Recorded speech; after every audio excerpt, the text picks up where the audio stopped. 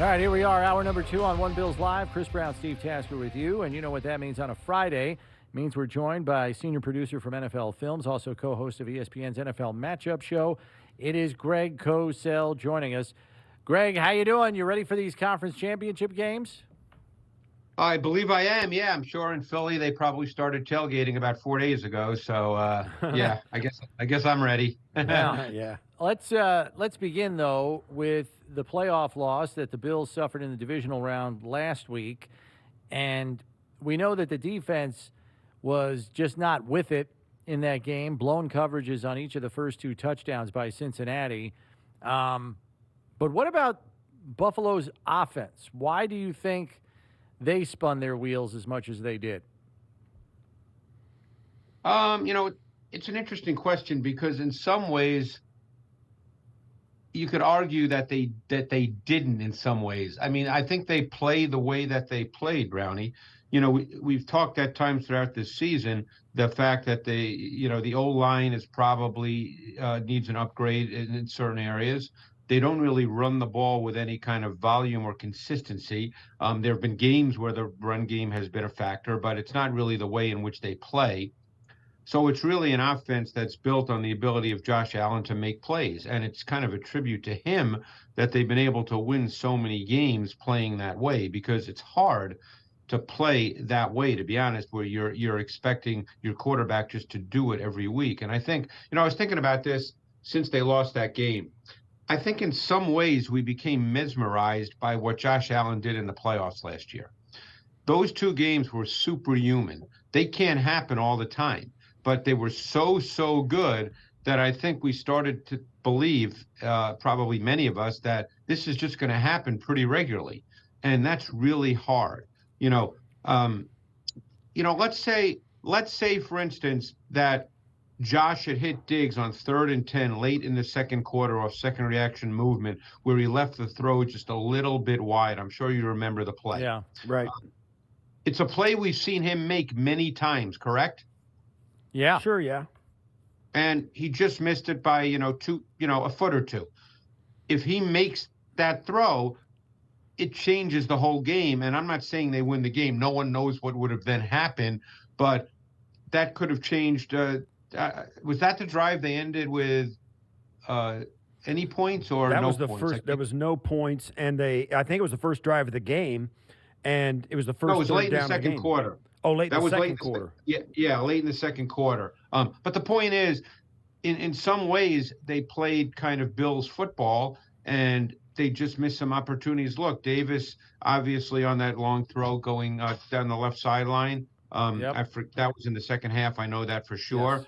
Yes. He could have caught that ball, so in many ways, as I kind of watched that game and I went through it twice on that side of the ball, you could argue that they kind of played the way they normally play. And for whatever reason, it just didn't work in that game. Now, that raises a larger question about whether they need to sort of change their approach offensively. And that's a discussion that, Brandon Beane and Sean McDermott and others are going to have as they self-evaluate in this offseason. Yeah, and that's kind of the follow-up question. I mean, they're number 2 in scoring. Right. And they did that through a season where Brian and I were just talking about. They turned it over like it was their job in the second half of the season and still managed to go on an 8-game winning streak. Why? I mean, if you're going to change something, just don't turn it over and keep going, right? I mean, it seems crazy to change that formula. Yeah, and that's the big question because, clearly this was a team that – and you guys would know the record better, but going back to last year, Brownie, after they lost to Indianapolis last year, which was week 5 or 6, somewhere around there, give or take. I can't remember the exact week. I think it was second half of the season, actually. Yeah, I think it was November 11th. Yeah. Okay. Like week 10. So their record going back to that game has been pretty outstanding. So it's 25-5. Yeah, you make a pretty good point, but then you play a playoff game. I guess what I'm saying is they've won a lot of games, and I don't know the answer to this. I'm just trying to pose the questions, which I'm sure they're posing, and that'll be discussed in the building. Is if you look at the way the team is structured, offensively in particular, it really is structured around the ability of one player to be great pretty consistently. And for the most part, he has been. You guys have watched a lot of football, as have I. You have to decide if that's a realistic approach to get to the big game, because obviously that hasn't happened yet. Right. That was November 21st, actually, week 11 last year with the Indianapolis. And then. That was the only time they got run out of the gym, as Brandon Beane said. And since then, those last 7 games, 9 games last year, and then moving into this year, they're like 25-5 over their last 30. Yeah. And the losses were, even though, everybody talked about how they got physically beaten this week. It was interesting because in the first half, the Bengals had 29 called passes and 12 called runs. It's just that the runs gained some yards, but it wasn't if the Bengals just came out and ran the ball. They like I said, they had 29 called passes and 12 called runs in the first half. Right. Yeah. And I think, and Steve and I have talked about this a lot on the show, since the Damar Hamlin situation, this team hasn't looked the same either. I think the emotional toll there compromised their play on the field also. To what degree exactly, we'll never know. But against the Bengals, they didn't even look like the team that we had watched for most of the season in our estimation. There just wasn't the want to. It just wasn't there. And even some of the players said we just didn't have the energy that we normally have on the field. And that's a great point. Yeah. I mean, none of us know how something like that. I mean, you're talking about a life and death situation. This is not just like a normal injury for a player that happens, that players accept in football. Everybody gets injured. This was a totally different situation. And even through the course of the season, having to go to Detroit to play that game where because of the snow, and you could say these are excuses. Some might say that.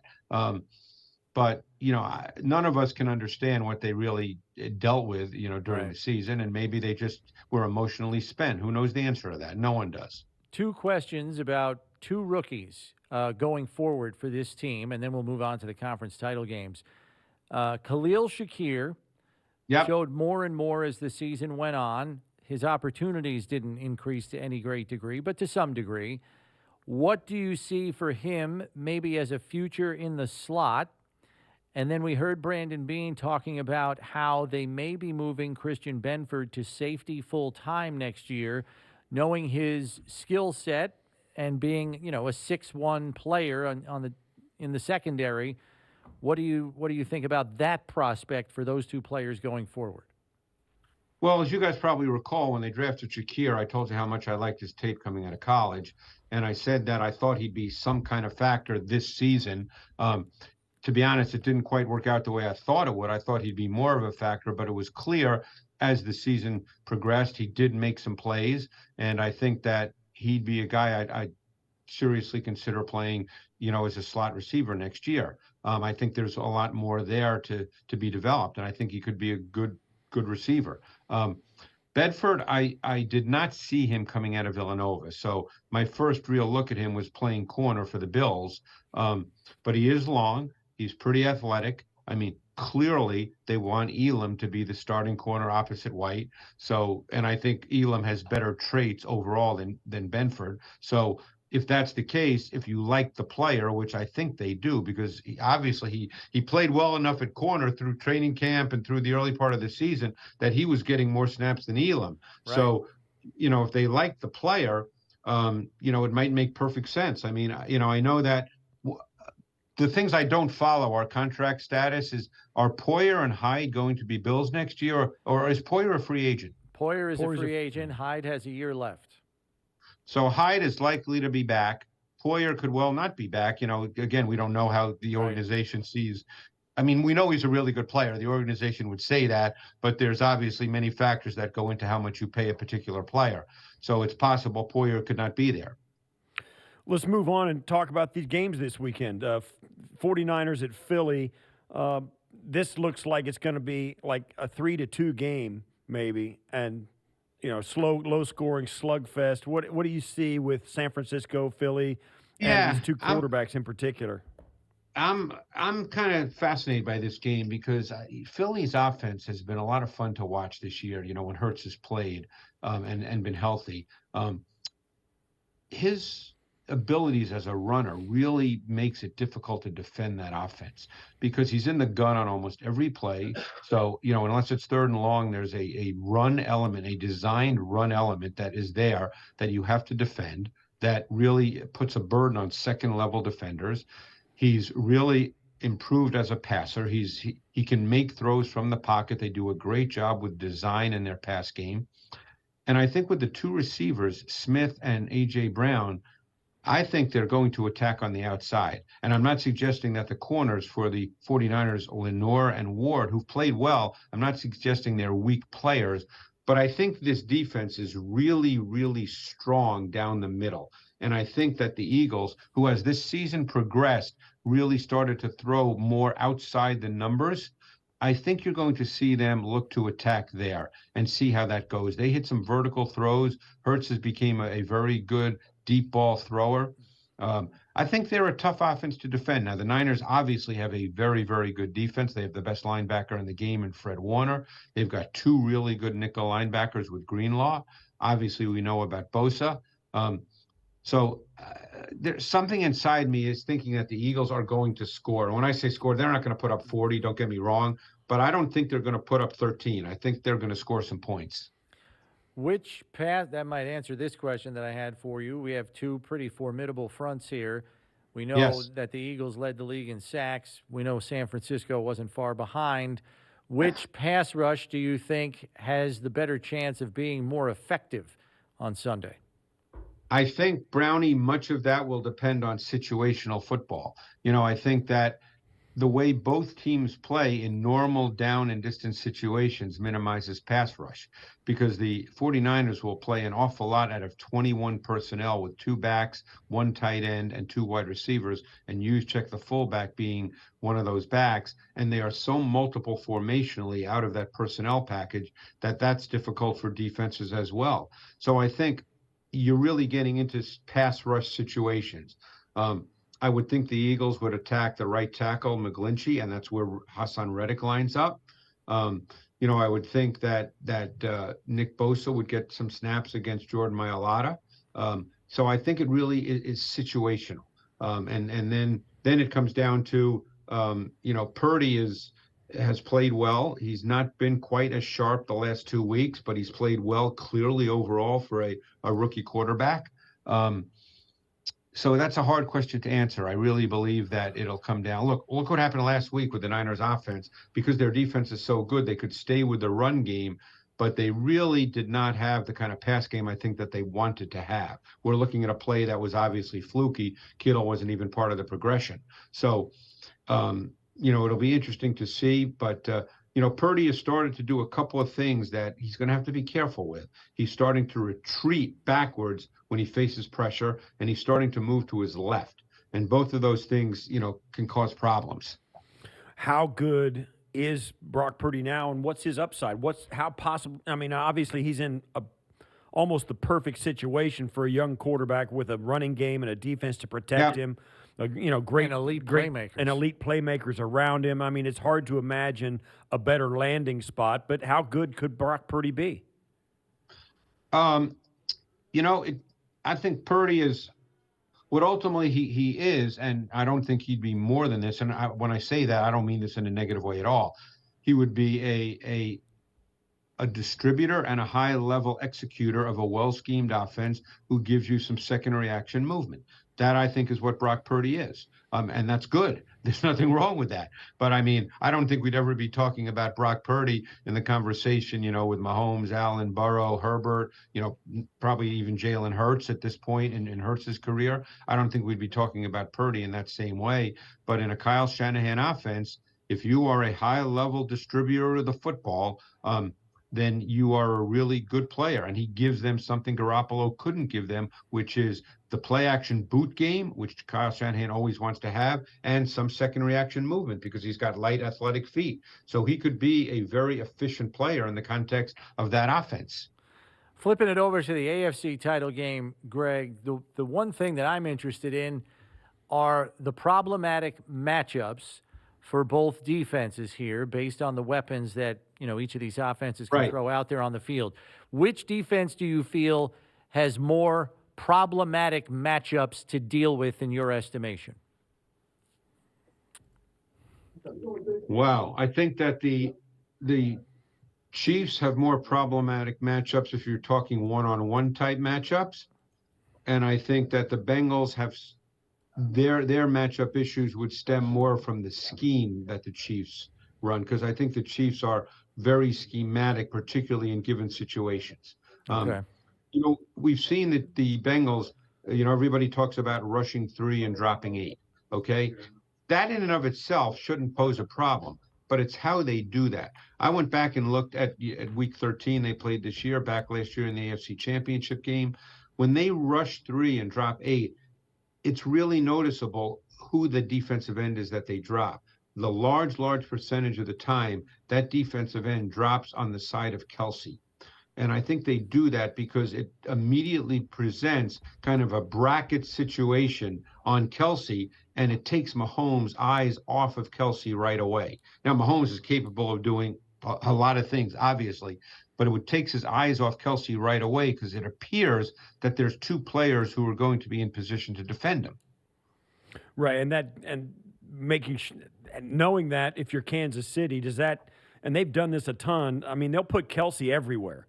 That's the response. They start throwing him around and moving him and shifting him and like everybody does, they've all got the ability to shift in motion and move guys around. Kansas City, I've seen them also go static. And what does go line up and move and go?